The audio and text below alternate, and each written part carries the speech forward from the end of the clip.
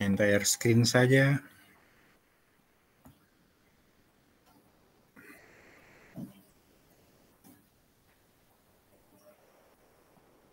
Sudah munculkah? Sudah, Pak. Oke.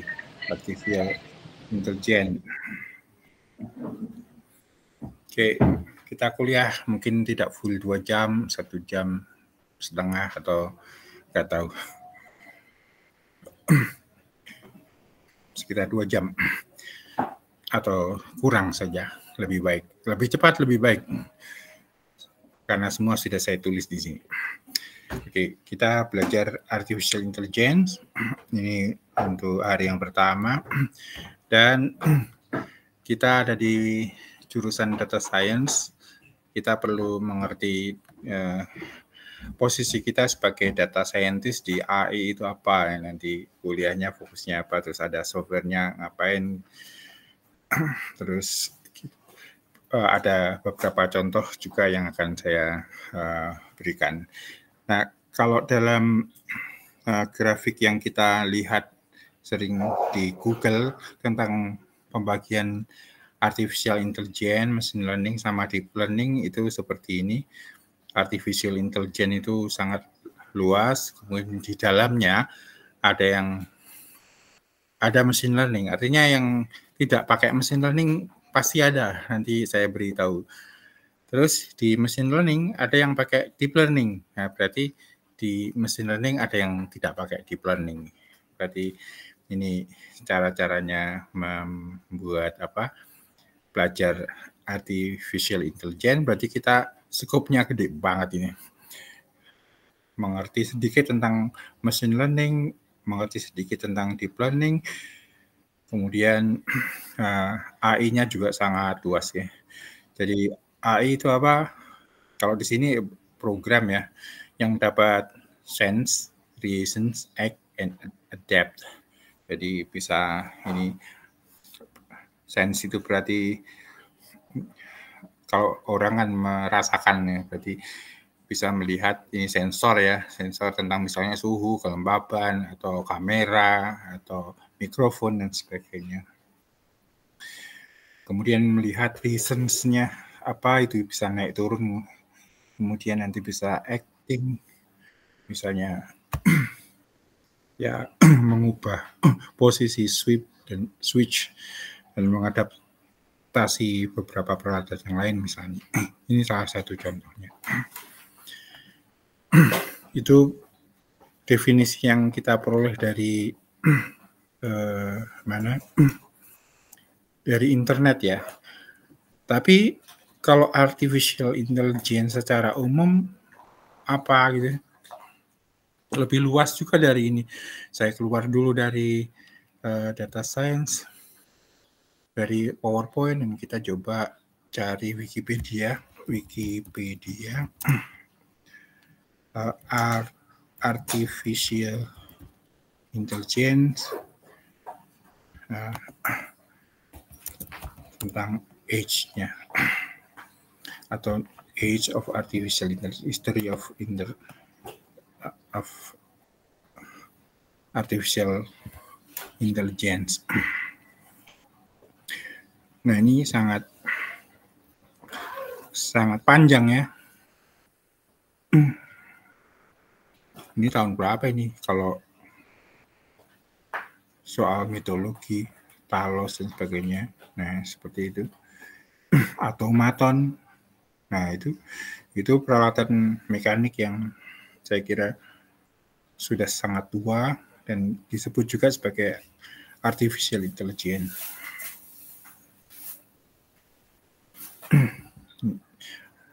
Ada nggak alat-alat yang tua yang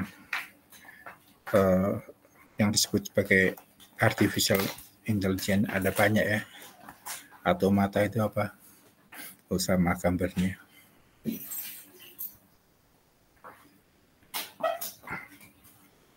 Ya, jadi dilihat tahunnya itu kan sangat kuno gitu ya. Dan sebelum ini juga ada. Sebelum sebelum Christ Before Christ juga ada.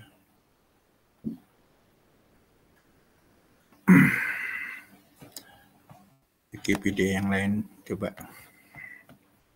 History, the age of AI.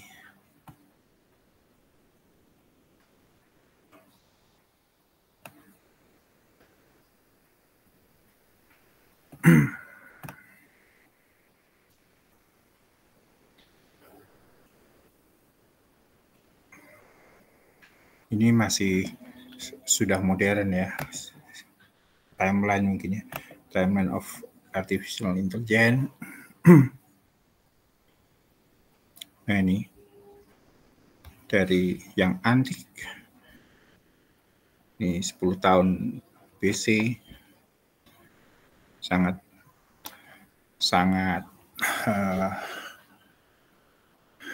tua. Silogisme apa ini, ngerti apa, logik, matematika, logikal, jadi logical argument. Ini cara-cara berpikir yang membuat sebuah apa ya, runtutan pekerjaan gitu.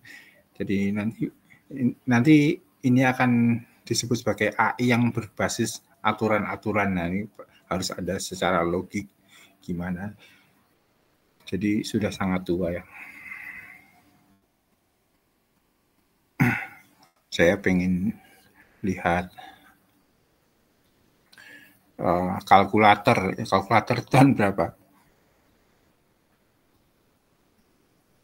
Ada nggak di sini? Kalkulator yang, nah ini mechanical, nah Pascal ya. Kalkulator, nah itu dia. Itu kan artificial intelligence juga. Jadi kecerdasan buatan, jadi menghitung pakai mesin. Tapi ini nggak pakai mesin learning, tidak pakai deep learning, apalagi ya tahun itu belum ada. Jadi ini sudah dianggap sebagai artificial intelligence. Nah, ini mungkin satu contoh bahwa kalau nyebut artificial intelligence itu sebenarnya sudah sangat tua gitu. Kalau dalam paper-paper mungkin merujuk jurnal itu mungkin tahun 1950-an sudah mulai tertata rapi. Itu akan muncul artificial intelligence yang dalam jurnal modern. Tapi kalau dari sejarah artificial intelligence ya seperti ini. Sudah sangat lama. Mesin apa gitu. Oke, bisa dicari-cari dulu sendiri. Nah, the simple kind of artificial itu adalah sebenarnya regresi linear. Regresi linear sudah sangat tua ya. Ini machine learning ini ya. Machine learning yang tidak pakai neural network sebenarnya, tanpa hidden layer, itu sama saja dengan regresi biasa. Ya. Jadi ini sudah sangat tua. Oke, kembali ke PowerPoint.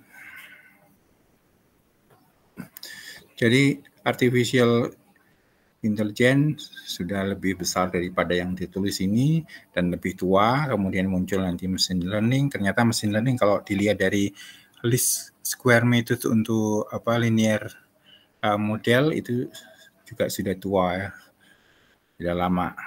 Terus baru ke neural network. Nah, saya ingat kuliah neural network tahun 98 waktu S2 di Jerman. Itu sudah pusing neural networknya, tetapi belum begitu terkenal, masih orang tidak sangat membutuhkan itu. Baru terkenal ya mungkin 10 tahun terakhir ini sangat booming tentang machine learning, dan isinya kebanyakan regresi linear dan sebagainya. Neural network juga regresi linear, bisa neural network menjadi sangat booming di dekade terakhir ini. Oke, kita tanyain dulu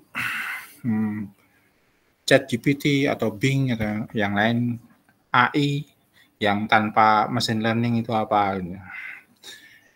Saya bertanya ke dia dalam bahasa Inggris, mention some mechanical tools or robots that use rule based. Jadi kalau yang tanpa machine learning itu istilahnya adalah rule based ya.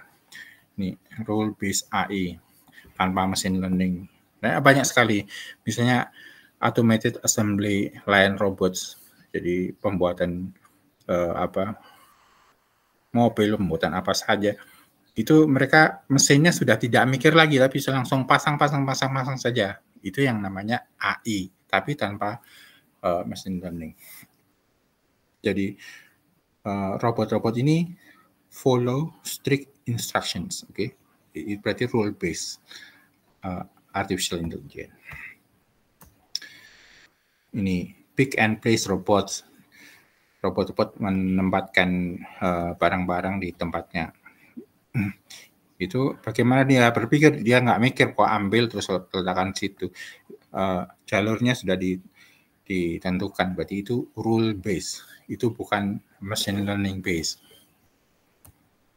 CNC, tahu ya CNC, ya, mesin dari Jepang kali ya ini, yang mesin bubut yang pinter itu juga bukan machine learning di dalamnya, tapi sudah diprogram, dia harus potong ini, harus bor itu dan sebagainya sesuai dengan perintah-perintah tertentu. Di sini ada di Salatiga sangat terkenal dengan Detect Engineering, ini bosnya Mas Arfian yang membuat CNC sendiri dan dia menang 2 kali lomba pembuatan komponen pesawat terbang itu internasional, itu dari Salatiga gitu. Itu mesinnya yang dia buat juga bukan berbasis machine learning tetapi rule based. Jadi di dalam softwarenya mesin-mesin itu, bor, pemotong dan sebagainya itu harus bergerak sesuai dengan urutannya. Kapan, kemana, ke kanan, ke kiri, ke atas, bawah, itu sudah ada semua. Sehingga dia membentuk suatu alat gitu. Misalnya yang sekarang lagi dibuat sama mereka itu komponen motor, remnya dan sebagainya sangat bagus nih. Saya diminta ke sana sekarang tapi saya kuliah. Industrial robotic arms. Nah ini anak saya ini yang gendut ini lagi belajar pembuatan robot ini di Berlin. Dia kuliah di sana tapi mungkin mau pindah ke informatik. Ini juga dia membuat pertama kali lengannya dulu, bukan lengan tapi jari-jari itu dibuat di bengkel, jempol, jari telunjuk sampai kelingking dibuat sama teman-teman. Terus ada talinya yang bisa menarik itu sehingga bisa mencengkram. Nah, kemudian di labnya dia sudah ada lengan. Lengan itu dihubungkan dengan kawat-kawat untuk menarik jari-jari. Nah, sekarang masalahnya dari tim ini harus bisa menggerakkan benda dari suatu tempat ke tempat yang lain. Nah, itu ternyata tidak berbasis machine learning, belum sih. Tapi dia diberi koordinat dulu dari X0, Y0 ke lokasi tujuan X1, Y1. Nah, akhirnya muncul seperti itu. Nah, sekarang muncul robotic arm yang berbasis machine learning ya, bisa melihat di mana bendanya, bisa mengatur atau meletakkan itu di mana dan seterusnya. Jadi kita bisa membedakan artificial intelligence sekarang yang mana yang tanpa machine learning dan mana yang pakai machine learning.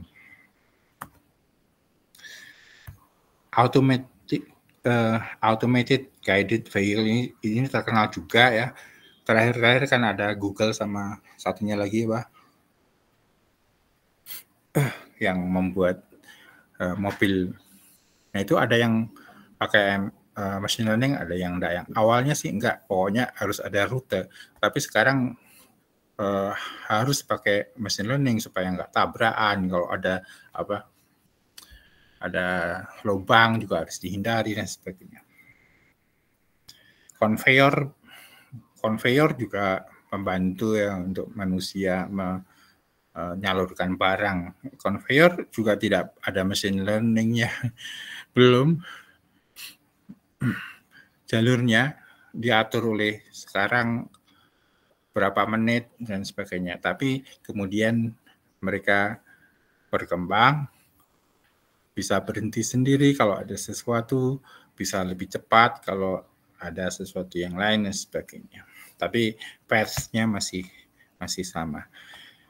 Nah, diganti robot, bukan conveyor, tapi robot yang placement itu ya.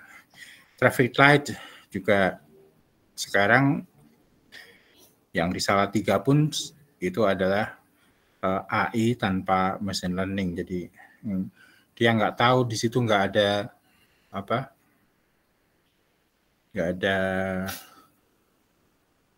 mobil. Kalau nggak ada mobil semua bisa merah semua gitu kan, atau hijau semua. Kalau mobilnya banyak harusnya hijaunya lebih lama dan sebagainya. Tapi sekarang kan tidak lama waktunya traffic light itu konstan saja. Nah, di negara lain sudah ada traffic light untuk membuat kecepatan bisa pelan atau lebih cepat, karena yang di sebelah depan sana situasinya bisa dilihat. Jadi misalnya terlalu padat, maka mobil-mobil yang belakang itu tidak usah cepat-cepat, tetapi disuruh pelan-pelan. Itu sudah muncul juga. Automated welding machines itu juga tanpa machine learning dan lain-lain ya. Sekarang yang dengan machine learning ini banyak nih yang bisa prediktif ya, maintenance system ya. Jadi alatnya bisa memprediksikan. Kemudian robotic vision system, punya mata, bisa ke sana kemari mencari objeknya sendiri dan sebagainya. Kolaboratif robot ini banyak juga ya. Jadi ini pasti ada machine learning-nya. Drone yang otomatis. Nah, ini lihat di YouTube ada yang bikin drone terus membuat program sendiri bagaimana membuat kipasnya itu jalan komplit di YouTube, dan ada link untuk ini link programnya, dan dia misalnya mau jatuh ke kiri, maka apa yang harus dilakukan oleh posisi dari kipas. Dan ini sangat bagus ini. Optimisasi energi atau panas di dalam suatu ruangan misalnya. Ini sistem HVAC itu. Heating, ventilations, and air conditions ya. Ini juga pakai machine learning, misalnya terlalu panas maka kipas anginnya atau AC-nya diputar. Kalau terlalu dingin maka di stop dan sebagainya. Ya, tidak hanya untuk ruangan tapi bisa kalau sekarang untuk ruangan penetas telur ayam dan sebagainya, ya, mirip-mirip gini ya. Robot untuk di kedokteran ya, ini juga pakai ML. Saya kemarin waktu ke Berlin Desember kemarin belajar dari orang sana yang dari rumah sakit. Mereka belajar ini alat dari Siemens yang sudah bisa melihat organ dengan ini memotret atau meronsen ya, istilahnya meronsen itu pakai MRI, tapi kecil alatnya. Harusnya gambarnya itu jelek, tapi dengan AI itu gambarnya jadi sangat bagus. Jadi bahasanya bahasa lainnya adalah beli HP yang filternya udah banyak, jadi muka kita yang jelek tambah tampan atau tambah cantik gitu. Dan itu sama dengan di sini. Ini alatnya tidak terlalu sangat bagus precision kameranya, tetapi hasil foto ronsen yang jelek itu bisa jadi sangat pas, sangat bagus. Jadi terlihat dengan bagus di mana tulang dan sebagainya. Nah, itu machine learning, bahkan deep learning itu muncul di situ ya. Material science, law design, ya, memprediksi bagaimana misalnya membuat superkonduktor yang bagus, itu campurannya apa saja, itu sudah memakai machine learning. Dan yang lain, ini tentang monitor gedung misalnya, gedungnya miring, gedungnya cacat dan sebagainya, untuk maintenance. Fluid dynamics, aerodynamics di pesawat. Nah, ini pakai machine learning. Drone tadi juga pakai ini ya. Dia drone kipasnya kan lebih stabil, jadi dia bisa menstabilkan diri ketika ada gangguan. Nah, ini pasti ada mesin learning-nya. Kalau tidak ada mesin learning-nya, ada gangguan sedikit dia sudah entah terbang kemana kemudian jatuh. Nah, itu adalah AI, baik yang pakai mesin learning maupun yang tidak. Nah, kita belajar AI komplit ya. Ada yang pakai machine learning atau deep learning, ada yang tidak juga nantinya ya. Nah, kita sekarang sebagai data scientist karena belajar di prodi data science, itu ngapain? Apa sih tugas kita? Yang pertama adalah data collections dan preparations. Data source-nya ini misalnya ayam dari mana saja gitu. Kemudian dikumpulkan dalam suatu database, collecting relevant data. Nah, ini mau ngapain? Ini ceritanya mau bikin sop ayam yang enak gitu. Berarti harus menganalisis dulu bumbu dan sebagainya, atau ayam mana yang pas dan sebagainya, akhirnya dihidangkan ke depan ya, front end atau dashboard dari komputer. Jadi data scientist perlu mengerti data, mengekstrak data bisa dari mana, dari database, dari APIs, dari web, sensor, dan sebagainya. Dan juga memperbaiki ya, cleaning, transforming, integrating, dan sebagainya. Ini yang pertama kali harus dilakukan oleh data scientist di AI. Kalau nantinya perlu pakai machine learning. Nah, kalau tidak pakai machine learning, gimana? Itu sekarang semakin berkurang, tapi ya tetap ada. Jadi yang kita pelajari sekarang AI dengan machine learning dan atau sampai dengan deep learning juga. Terus ngapain lagi? Data analysis dan explorations ya. Jadi karakteristiknya, patterns-nya atau pola, terus yang lain-lain lah. Ini data kira-kira bicara apa gitu. Jadi tentang visualisasinya juga perlu tahu.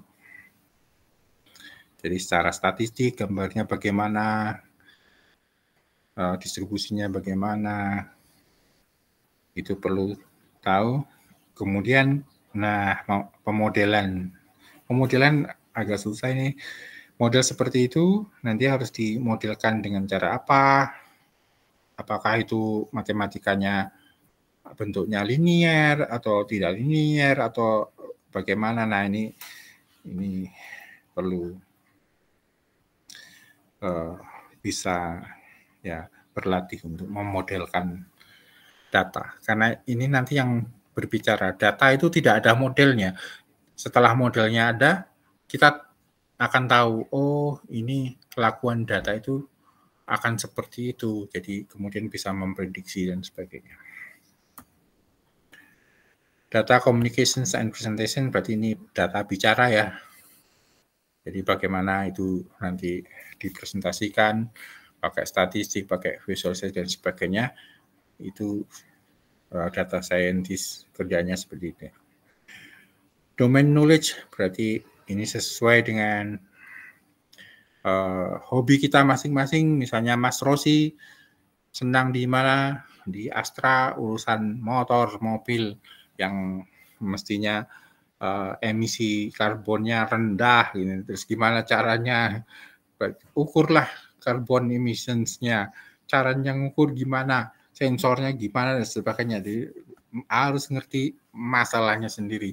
Beda sama masalahnya Jordi. Jordi mau jualan katanya, pakai e-commerce, berarti harus tahu cari caranya jualan, bagaimana cari apa providernya, brokernya, atau industrinya, terus marketnya di mana dan sebagainya. Itu namanya domain knowledge. Dan problemnya pasti ada, dan modelnya dibuat, kemudian start problem solving. Kemudian ethic and bias consideration. Pastinya kalau kita membuat peralatan itu tidak selalu pas. Misalnya, oh ini suhunya 20 derajat. Persis 20 enggak. Mungkin 20 plus minus sekian gitu kan. Jadi secara etik kita perlu memberikan alat ini bisa sampai mana, atau kekurangannya apa, kelebihannya apa, dan kira-kira biasnya atau ketidakberesannya itu ada di mana dan sebagainya. Nah, yang selanjutnya adalah continuous learning dan adaptations. Itu ini yang sulit. Jadi kalau alatnya mengukurnya kok kayak gini, tidak seperti yang dibayangkan sebelum-sebelumnya di model math-nya dan sebagainya, kok aneh. Nah, data scientist harus bisa mengubah model, memperbaiki data dan sebagainya, sehingga hasil finalnya akan berubah. Ini terjadi terus-menerus. Itu pekerjaan kita di artificial intelligence. Nah, bagaimana dengan sumber datanya? Karena itu sudah pekerjaan kita ya. Kita pengen membuat alat atau program sesuatu yang berdasarkan data mestinya. Kalau tanpa data ya bisa saja data random atau gimana, data fake.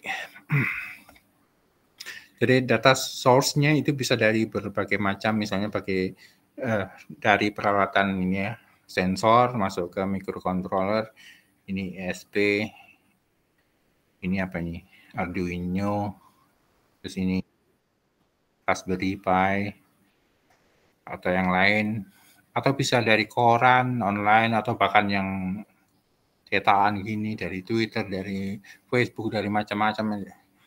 Kemudian dari web ya, misalnya Yahoo Finance, saham, Nasdaq, dan lain-lain. Terus datanya itu berbagai macam. Kalau ini data tentang fashion misalnya. So, data source-nya whatever it is sangat banyak, dan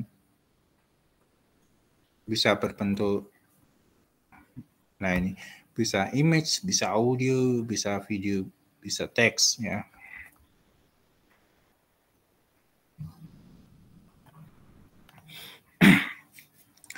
Nah, AI memerlukan ini juga, database. Jadi nanti kita belajar sedikit di mata kuliah ini, salah satu ya. Di big data analisis juga kita perlu juga. Mungkin saya pilih MongoDB di mana, di mata kuliah big data analysis, sedangkan di artificial intelligence mungkin yang lain saja. Yang mana ya, SQLite saja yang kecil gitu, atau kalau pakai Google, oke, kita bisa cloud Google Firebase juga. Nah, contohnya kita pakai sensor, suatu sensor masuk microcontroller, terus pakai Wi-Fi, terus kita lempar gitu ya, lempar ke database, misalnya Firebase atau yang lain, terus diolah. Olahnya bagaimana? Nah, ini tergantung sih, kalau sensornya itu misalnya time series, ya berarti tentang time series, atau sinyalnya berupa gambar atau apapun, ini ada caranya untuk menganalisis, sehingga kita perlu tahu, oke, machine learning biasanya menghadapi apa saja. Machine learning sangat banyak nih, ya. Mata saya hilang.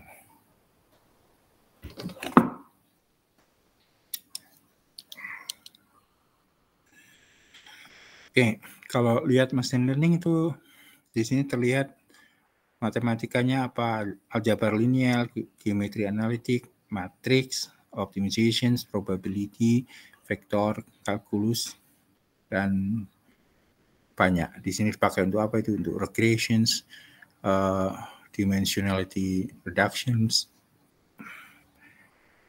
density estimations, classifications. Ini density maksudnya clustering juga ya.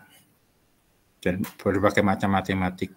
Ini hanya activation function. Front end-nya mungkin kita cari yang gampang, ThingSpeak gampang, terus apalagi Blogger. Ya kita tidak perlu semuanya ya, paling tidak 1-2 kita bisa buat di AI yang cukup lengkap dari alat sampai ke machine learning, kemudian baru masuk ke front end. Ya, untuk itu apa yang kita perlukan? Ya, softwarenya pakai Python saja ya, nggak perlu pakai yang lain. Terus yang lain itu paling kombinasi, kalau kalian mau pakai peralatan microcontroller, itu berarti pakai salah satunya pakai Arduino, itu pakai C. Ya, statistiknya juga Python langsung, nggak usah pakai R juga nggak apa-apa. Terus untuk membuat dashboard yang HTML, Java, CSS, JS dan sebagainya mungkin bisa kita kompres di Streamlit saja. Jadi pakai Streamlit sebenarnya kita bisa memakai kode Python untuk membuat web. Oke. Itu softwarenya. Nah, ketika kita bahas AI yang memakai machine learning, tadi datanya bisa dari macam-macam, dari alat atau dari web. Terus machine learning-nya muncul. Machine learning-nya apa gitu ya? Paling tidak ada di 3 ini plus 1 yang kemarin di big data analysis ditambahi reduction dari dimensionality ya. Jadi mata kuliah ini dan big data science ada kaitannya. Cuma yang di big data science langsung ini pemakaian ini untuk small data, kemudian untuk big data. Kalau di sini kita coba start dari cari data, kemudian masuk ke machine learning, kemudian mencoba menampilkan itu dalam dashboard. Dashboardnya yang sederhana, pakai Streamlit atau pakai yang lain. Ini sudah. Terus karena data sensor penting, berarti kalian perlu juga belajar soal berbagai macam sensor. Ini dari Tokopedia atau Shopee. Kalau dikumpulin tuh ada seperti ini ya. Ada ultrasonics, ada sensor PR ya. Ada sensor kemiringan, sensor cahaya, sensor asap, dan sebagainya. Sensor-sensor ini coba sebanyak mungkin kalian dapatkan, terutama dari online market yang urusannya dengan microcontroller itu banyak sekali, dan mengerti itu ngapain, caranya, cara kerjanya gimana. Nah, itu sangat membantu dalam nanti mengembangkan AI. Tanpa pengetahuan tentang sensor, kita paling urusannya sama data ekonomi, tentang saham dan sebagainya. Oke. Jadi hanya mencuri data dari web saja. Tapi kalau sampai pengetahuan tentang sensor, maka kita kemungkinan bisa membuat berbagai macam peralatan sendiri. Install Python kalian juga bisa. Install IDE untuk Python juga bisa, pakai Jupyter atau pakai apapun boleh. Yang enak itu Jupyter, PyCharm juga enak, Spider juga enak. Ini saya biasanya pakai Jupyter, kadang-kadang PyCharm atau Spider. Terus untuk ini Tony untuk MicroPython ya, saya memakai Tony. Oke. Sublime juga ada. Kalau kalian pengen yang sangat kuat dan fleksibilitasnya dengan yang lain-lain ada, bisa pakai Visual Studio ya. Ini banyak untuk macam-macam, ini sangat sakti.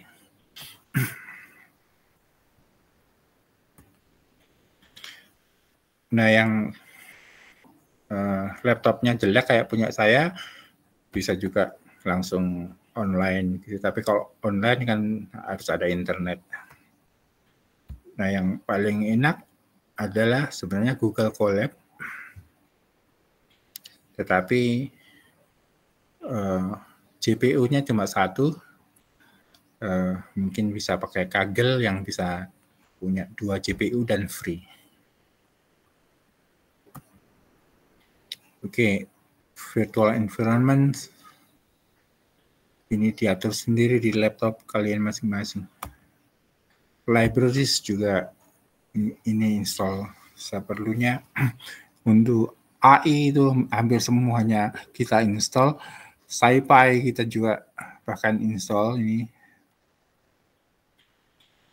ini cukup penting. Escalent, Scikit-learn sama SciPy ini machine learning yang luar biasa ini, terutama yang Scikit-learn ya. Yang lainnya untuk tabel sama menggambar. Terus nanti saya pakai Keras juga. Saya nggak sentuh PyTorch ya.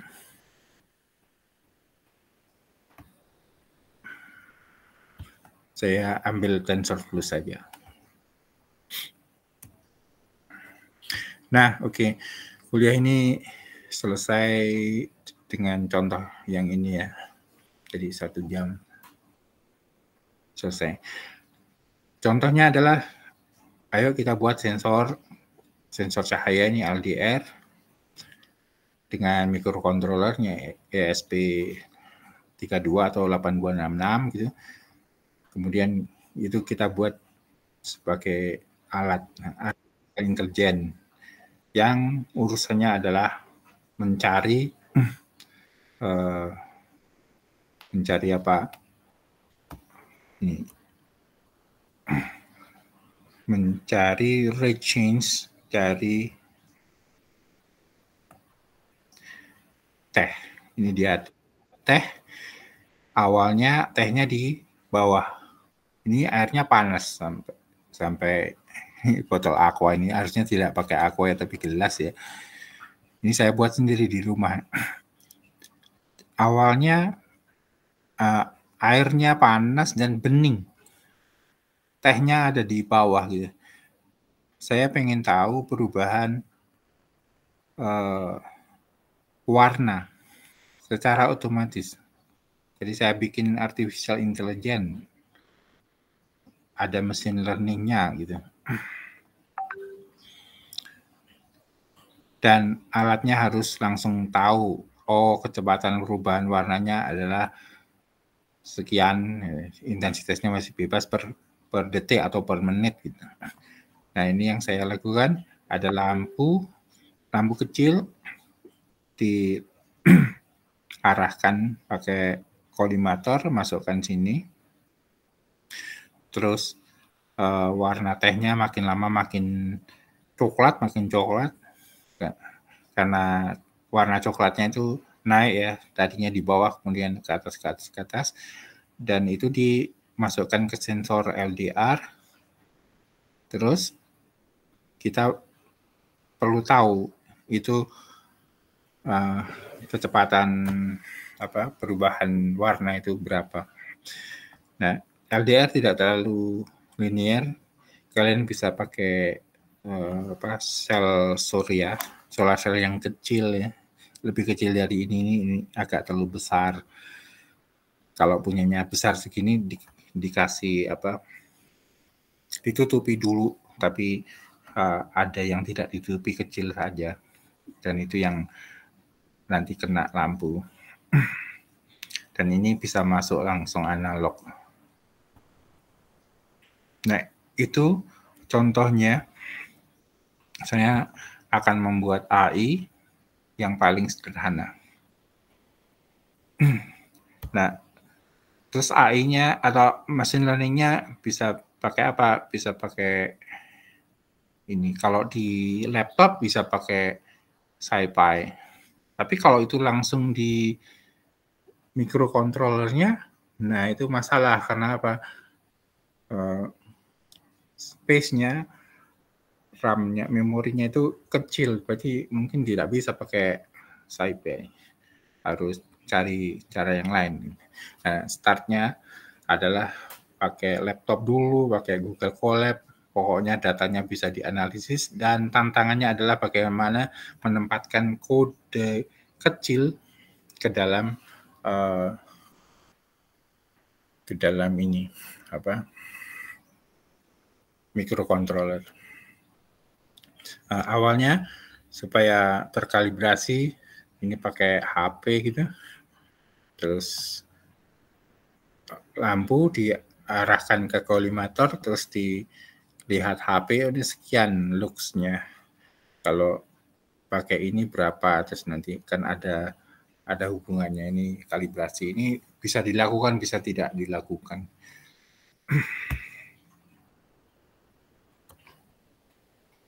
Oke, yang bagian ini sudah ya. Kemudian sensor kita perlu tahu bagaimana dia bekerja. Jadi tadi sensornya ini kalau terkena cahaya, maka tahanannya berubah.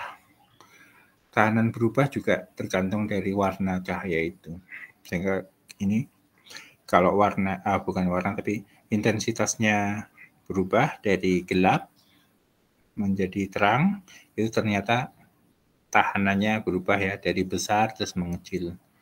Dan ini bisa dibuat menjadi sensor artificialnya melihat masalah ini, bisa merekamnya. Nah, ini yang terekam, ini data asli buatan ukuran yang saya rekam sendiri pakai alat yang saya buat tadi. Saya simpan di sini ya, nanti kalian bisa download datanya. Kemudian berapa kecepatannya? Nah, kalau pengen tahu kecepatannya berarti ngerti pemodelannya. Model math-nya harus cari-cari di internet tentang gradasi warna atau apa, rate change, berarti ini. Perubahan itu selalu seperti ini ya. Perubahan misalnya intensitas, set adalah, kalau di sini adalah water transparency, yang ada kaitannya dengan nanti penyerapan cahaya. Itu ternyata berkurang gitu. Transparansinya berkurang. Jadi semakin lama semakin berkurang. Nah, kecepatan pengurangannya adalah R naik. Ya, carilah R secara otomatis. pakai microcontroller itu. Jadi start awal adalah pemodelan. Ini model yang paling gampang karena ini bisa dilinearisasi ketemu persamaan yang linier. Kalau tidak bisa dilinearisasi gimana ya? Sudah pakai persamaan apa adanya. Yang dari sini misalnya set ini atau dari yang lain. Apakah ada model yang lain? Ada, carilah. Ini contohnya di sini ya, ada DOI-nya ini ya. Dan ini modelnya kayak gini. Yang tadi saya bahas yang ini eksponensial minus K. T ini pangkat N, ini pangkatnya 1 mana?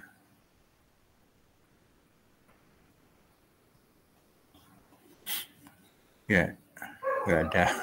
Jadi yang model yang saya tulis itu yang paling sederhana. Ya, ini diffusions itu kalau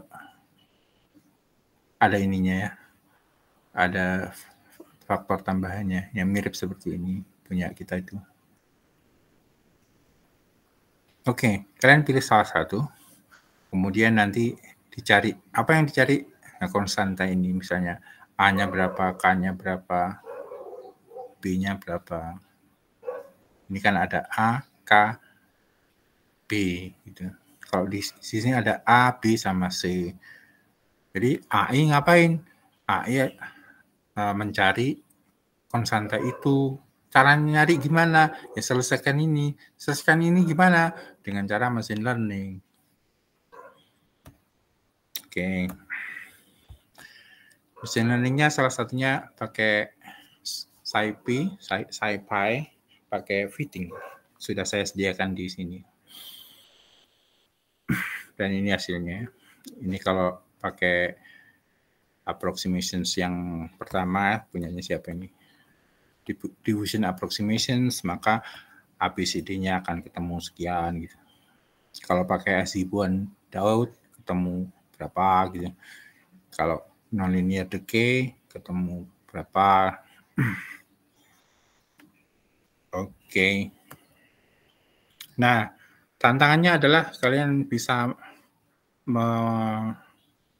menambahkan program pada microcontroller yang kecil itu, misalnya ESP32 atau 8266. Nah, salah satu yang sangat sering dilakukan adalah memakai prinsip ini, cara pakai gradient descent. Ini juga keluarganya gradient descent.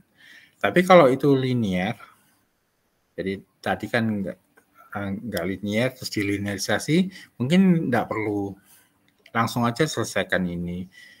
Itu bisa dengan mudah juga.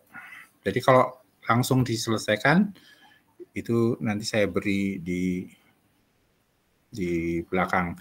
Ini misalnya pakai gradient descent dulu untuk menyelesaikan persamaan yang mana, misalnya persamaannya yang ini Z sama dengan AX. Maka persamaan sama datanya itu, datanya misalnya pakai topi, ini persamaannya yang A eksponensial pangkat minus Rx tadi. Kan ada oh ini bukan AX,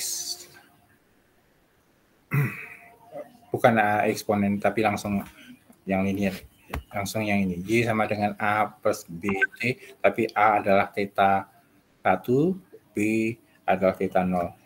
Ya, atau kebalik. Ya, ini B, ini A. Caranya nulis seperti ini, ini adalah sum of square error. Jadi dikuadratkan dulu.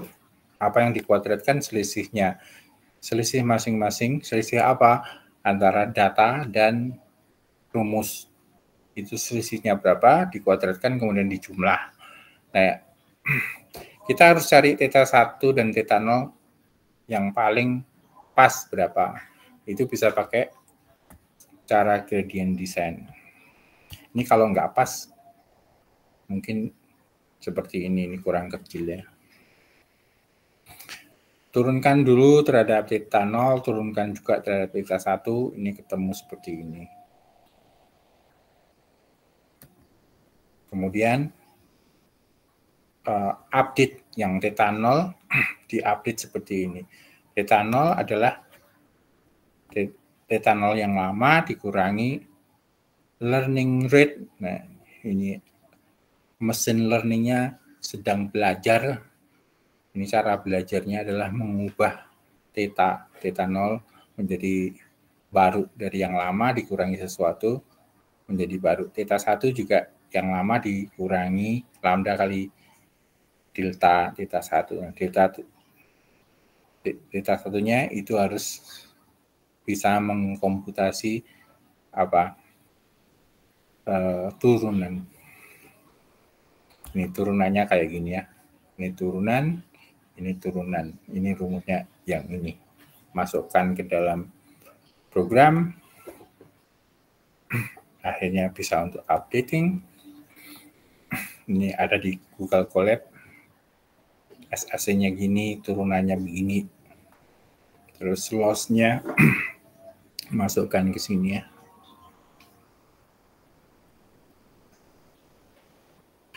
SSE-nya itu langsung loss, tidak apa-apa. Atau akarnya juga nggak apa-apa. Ini langsung SSE-nya. Nah, dilihat grafiknya semakin lama semakin stuck. Semakin kecil dan kemudian flat. Berarti berhasil.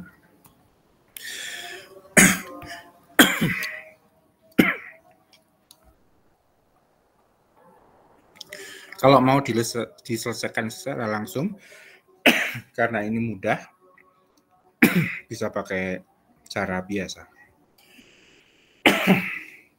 Rumusnya langsung seperti ini ketemu. Nah, X adalah waktunya, Y adalah intensitasnya, atau di sini adalah log intensity. Nanti ketemu, dari rumus ini ketemu B. Nah, B itu hubungannya dengan minus R. Berarti R adalah minus B. Ini dia. Dan itu yang dicari. Berarti rate change-nya adalah segitu. Nah, nulisnya pakai MicroPython. Ya, kuliahnya sampai segini. MicroPython-nya bisa diinstal sendiri, terus ini pakai Tony kalau saya. Ini dia. Ini program-program. Nah, ini ESP-nya perlu dimasukkan di USB supaya dia bisa connect ya. Ini nggak ada microcontrollernya, berarti dia nggak connect. Ini adalah bahasa Python yang bisa masuk ke microcontroller. Jadi nggak pakai Arduino IDE, tapi pakai ini. Nah, ini tulislah ini machine learning di sini. Kalau ini datanya data pura-pura saja, ini harus diganti dengan data sensor. Kemudian ini diubah bagaimana supaya ketika dia mengukur langsung ketemu, ranging-nya seperti ini.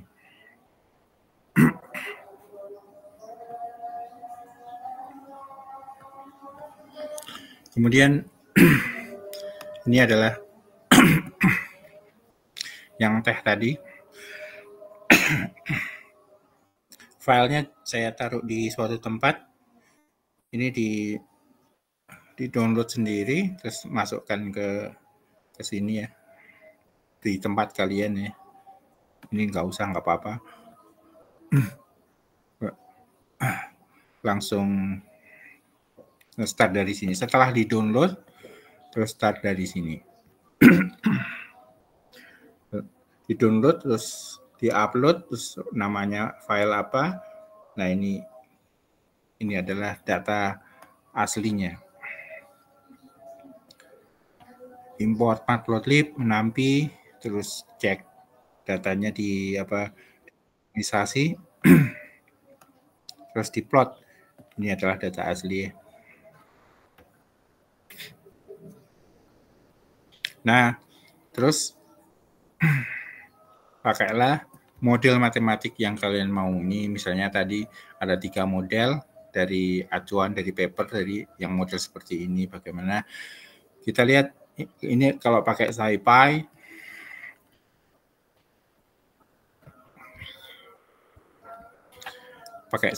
bisa ambil kurva fit. Jadi model 1 itu adalah sesuai dengan rumus, dan kurva fit itu nanti akan mencari ini nilai A atau nilai yang di sini ya, urutannya KAB. Nah, ini KAB akan dicari paling pas. Tapi nilai KAB yang awal harus dikasih tahu. Ini kalau salah ngasih taunya misalnya segini, ketika di kurva fit, gitu, terus kan ada hasil, terus dikembalikan, hasilnya predictions dikembalikan seperti ini. Oh, jelek, kok belum bagus nih.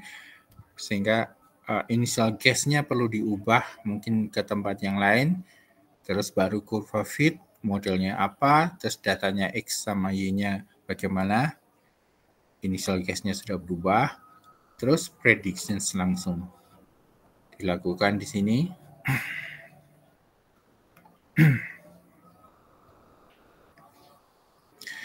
Terus ketemu, nah ini ketemu KAB-nya angkanya segini.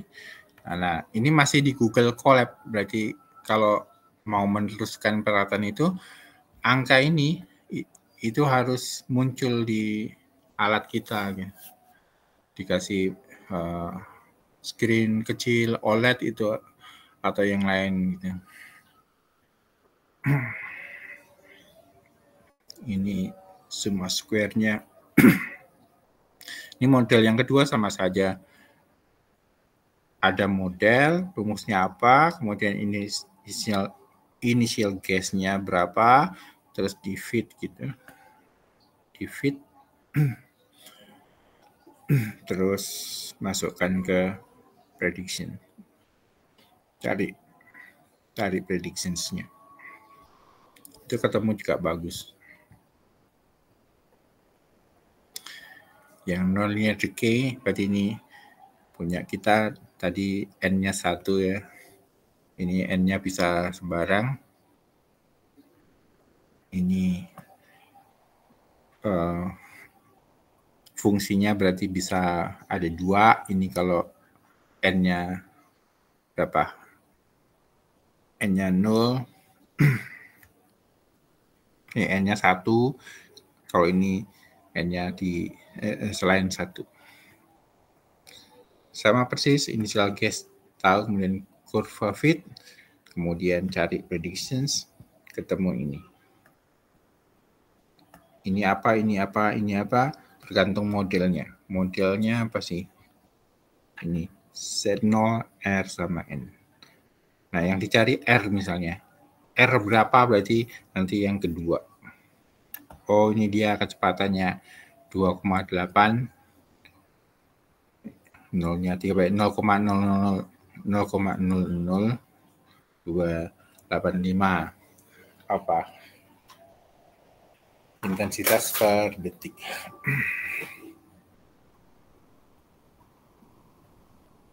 Ya, satuannya tergantung satuannya ini tergantung N di order ini ya. Nanti ada di model ya. Ini harus satuannya ini tertentu tergantung order reaksi atau order degradasi. Baik, jadi hari ini kita sudah belajar apa? Belajar tentang AI. Memakai data analisis. Belum memakai database-nya masih di langsung di alat itu. Jadi pakai source-nya data ini, kemudian pakai machine learning, itu tadi adalah regressions, yang linear regression misalnya, belum pakai neural network dan sebagainya, terus memperoleh hasil. Baik, kuliah hari ini sampai selesai di sini. Day 1 is over. Terima kasih. Silakan bertanya.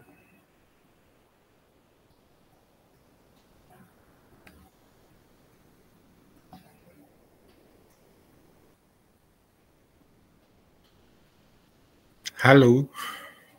Halo, Pak. Ya, Oh, sudah. Pak, mau nanya, Pak. Kalau misalkan MicroPython sama Python bedanya apa ya, Pak? Ya, MicroPython bahasanya sih mirip. Bahasanya tidak sama, tapi bahasanya sama, bahasa Indonesia sama bahasa orang Jawa sama orang Bali berbahasa Indonesia, sama-sama bahasa Indonesia ya kan. Python sama MicroPython tertulisnya seperti itu, tapi perbedaannya adalah dengan ini. Kalau MicroPython kita ngomong bahasa Indonesia di orang Cina misalnya. Halo, apa kabar? Nah, orang Cina kok bisa tahu? Ada interpreter. Itu maksudnya begini gitu, interpreter. Itu pakai MicroPython. Tapi kalau Python biasa, langsung, halo apa kabar? Itu bahasa mesin sudah. Langsung tahu, oh ya saya kabarnya baik gitu.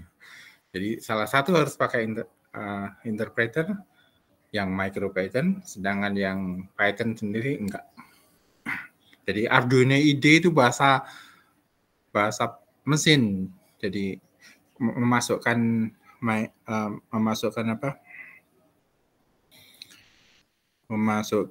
program di microcontroller kan bisa pakai C itu ya, CPP pakai Arduino IDE itu tidak pakai interpreter, itu langsung pakai bahasa mesinnya dia. Jadi kalau bilang halo apa kabar kamu, dia langsung tahu oh, kabar saya baik. Tapi kalau MicroPython enggak, di dalamnya harus ada interpreter, maksudnya makaber adalah begini. Oke, itu bedanya antara MicroPython sama yang enggak MicroPython.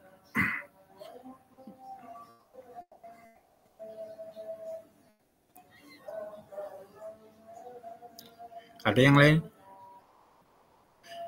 Bahasanya sama persis tuh ya. Sintaknya maksudnya, sintaknya. Sama-sama Python. Tapi caranya mengerjakan beda.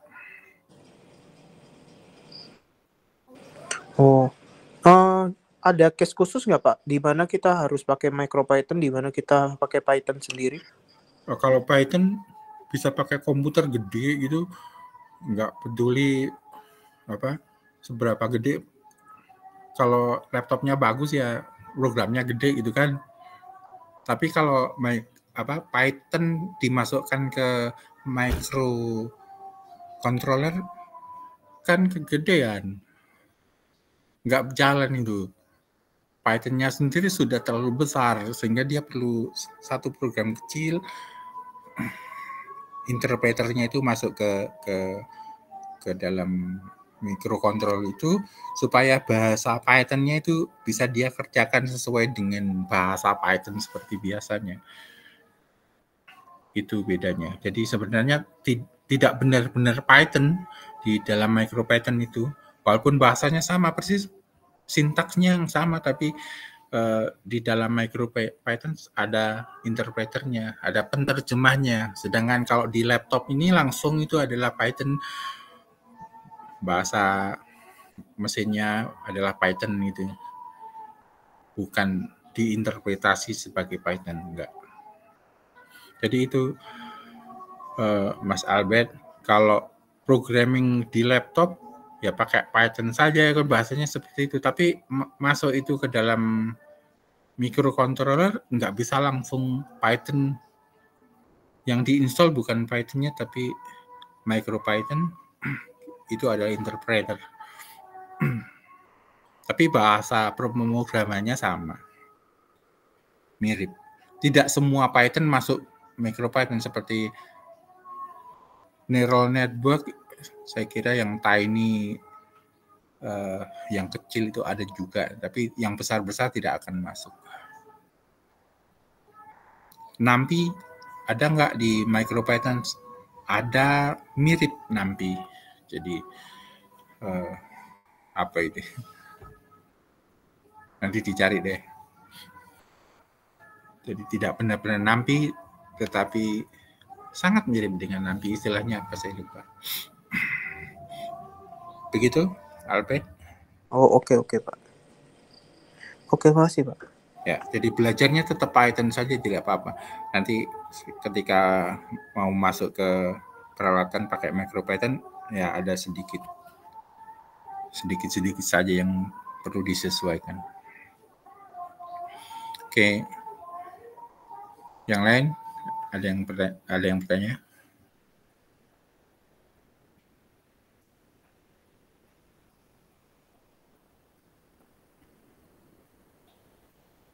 Pak, saya mau nanya, mungkin kalau nanti selama perkuliahan akan lebih nyaman kalau pakai Windows atau MacBook, bisa ya Pak? Pakai Windows atau pakai apa? MacBook, macOS. Oh, semoga sama saja.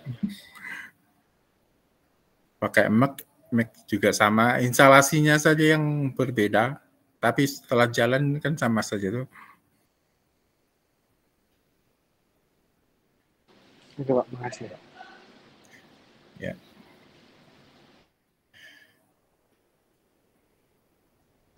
Pak, mau tanya Pak. Yuk. Tapi hubungannya sama mata kuliah yang kemarin apa Pak? Yang big data analisis. Iya. Ya, kalau big data analisis sama AI itu yang sama apa? Yang sama adalah bagian machine learning. Bagian machine learningnya akan ya sangat banyak beririsan. Terus yang beda apa? Yang berbeda adalah di dalam AI kita skopnya lebih luas ke arah apa? Datanya dari mana? Misalnya scraping data dari web pakai API atau data dari sensor, kemudian ke microcontroller ESP8266 atau ESP32, kemudian pakai machine learning, atau dari web pakai machine learning yang besar, kemudian hasilnya diinterpretasi dan sebagainya. Yang di big data analysis start juga dari data analisis, berarti ada data dan kita tidak peduli itu datanya dari mana, pokoknya kasih aja data, begitu dianalisis gimana caranya. Itu separuh kuliah seperti itu. Kemudian separuh kuliahnya lagi tidak hanya data analisis tetapi big data analisis. Jadi seolah kalau itu big walaupun kecil ya, maka itu harus di-split, didistribusikan ke GPU gimana caranya, misalnya pakai distribution Keras gitu atau TensorFlow, itu khususnya untuk yang neural network, atau pakai Spark. Nah, di AI kita tidak pakai itu ya, tidak pakai distribution work, tidak pakai Spark dan sebagainya. Nah, di big data kita masih ngurusi bagaimana database yang besar. Kalau di artificial intelligence mungkin hanya SQLite yang di alat yang kecil. Jadi itu. Ada bedanya, ada samanya.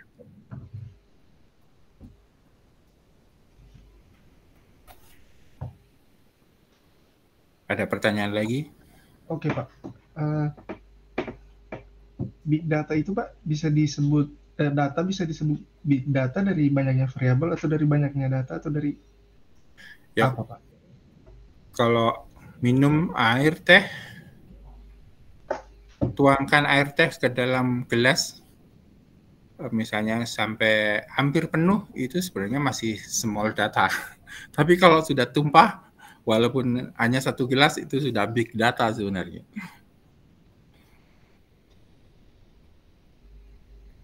Oh, baik, Ngerti Pak. maksudnya? Jadi kita punya laptop satu gitu ya. Terus data tentang gambar biasanya atau video itu bisa sangat gede kan. RAM-nya Jordi berapa RAM? Laptop? 8 giga atau 4 giga doang?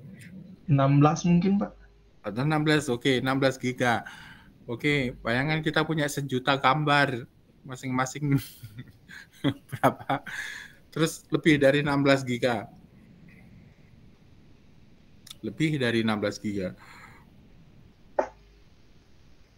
Sehingga perlu suatu cara. Nah, suatu cara itu bagaimana mendistribusikan yang lebih dari 16 giga itu masuk RAM, kemudian dianalisis, misalnya pakai neural network atau apa. Berarti memakai misalnya generator. Berarti tidak mengambil semuanya pasang di RAM, tapi sedikit-sedikit ini kerjain dulu pakai batch size-nya diatur gitu. 100 dulu masuk neural network. Selesai 100 yang lain mana gitu. Nah, itu perlu diatur. Nah, aturan itu perlu dibahas di big data analysis. Kalau di AI kita tidak akan bicara itu ya, dianggap small data saja semua. Jadi itu cuma dari proses pengolahan datanya itu Pak.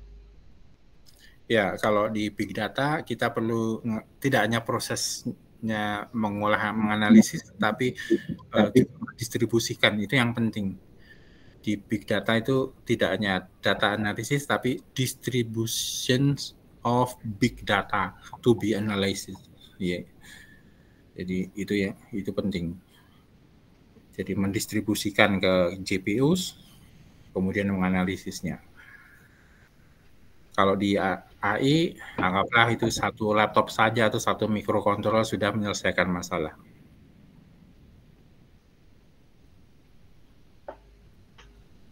Oke, baik Pak. Terima kasih Pak. Oke.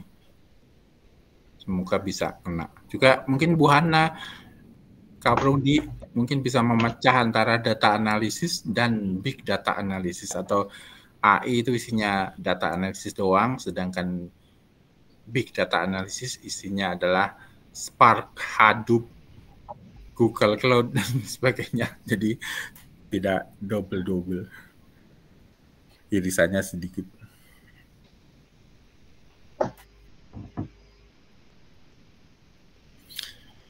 Ya, rancangannya big data analisis itu memang kalau di sini awalnya ya machine learning saja. Big-nya masih terlupakan, tapi setelah ke belakang ini yang machine learning-nya bisa diambil di AI atau di mata kuliah yang lain, sedangkan big data analysis bisa lebih ke arah yang very big, really big data. Walaupun secara praktikal nanti datanya tidak terlalu besar supaya cepat, tetapi sudah bisa mendistribusikan itu ke komputer-komputer atau GPU. Oke. Pertanyaan yang lain?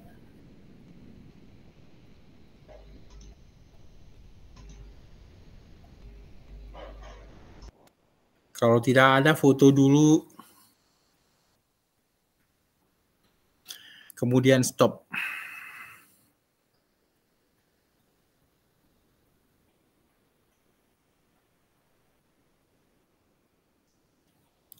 Albert tambah gemuk ya, kayak Jordi juga makannya.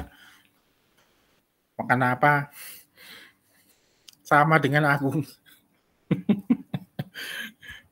Foto 1, 2. Udah belum ya? Semoga saya cek. Saya kirim.